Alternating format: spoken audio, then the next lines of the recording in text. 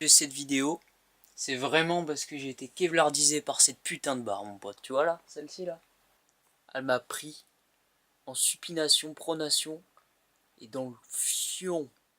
On va la prendre en toutes les prises que tu veux, pronation, supination, astrale ou tout ce que tu veux, et on va en finir une bonne fois pour toutes. Et on va réaliser, je te promets mon pote, tu vas réaliser cette putain de traction. 3 jours, c'est un peu court, mais c'est possible. Bon, sinon, pour passer aux choses sérieuses, avec mon accent de beauf, il te faudra 3 facteurs. 3 facteurs vont jouer. Et pas n'importe lesquels. C'est eux qui vont définir si tu pourras faire cet énoncé en 3 jours. Le premier facteur, ça tu le sais, c'est le rapport poids-taille. Si t'es un gros lard et que t'es petit, tu vas pas voler bien haut.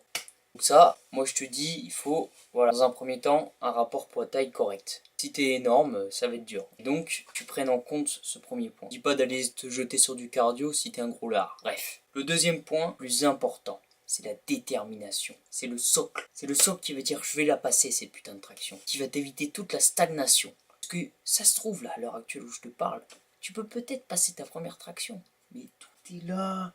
Et le troisième facteur qui va jouer pour passer ta putain de première traction et de pouvoir la kevlardiser, c'est la méthode. Si jamais tu es vraiment motivé, tu te prends 3 jours. Le premier jour, tu vas te suspendre à la barre autant que tu peux. Tu vas faire des séries et tu vas prendre le temps. S'il faut, tu prends une après-midi, tu vas sur un parc de street workout, tu vas te suspendre à une barre. Ensuite, tu vas essayer d'engager tes muscles. Comment faire? Comment engager les muscles des dorsaux? Je vais pas te faire un schéma, je vais pas t'expliquer avec les mains ou en langage des signes. Il y a une petite vidéo que je vais te mettre là, où je suis en train de le faire. Ce qui est important, c'est le mouvement des épaules et des omoplates. C'est ce qui va te permettre de recruter essentiellement ton dos. Le deuxième jour, le même topo, t'habituer à ça. Tu vas le faire plein de fois et ainsi de suite. Et tu vas combiner ça avec des pull-ups bar. Qu'est-ce que c'est des pull-ups australiennes? C'est tout simplement des tractions australiennes. Tu mets un manche à balai, je pense que tu regardes sur YouTube ou quoi, tu mets un manche à balai et tu prends 2 chaises et tu fais des tractions où tu remontes la poitrine. C'est pour pouvoir se construire une base musculaire. Si jamais tu n'as pas de base musculaire, dans ce cas-là, ça veut dire que tu ne le ferais pas en 3 jours, je te le recommande. Le deuxième jour, la même chose, combiné avec des tractions australiennes, pour pouvoir sentir tes dorsaux encore plus. Et là, ils vont bien travailler.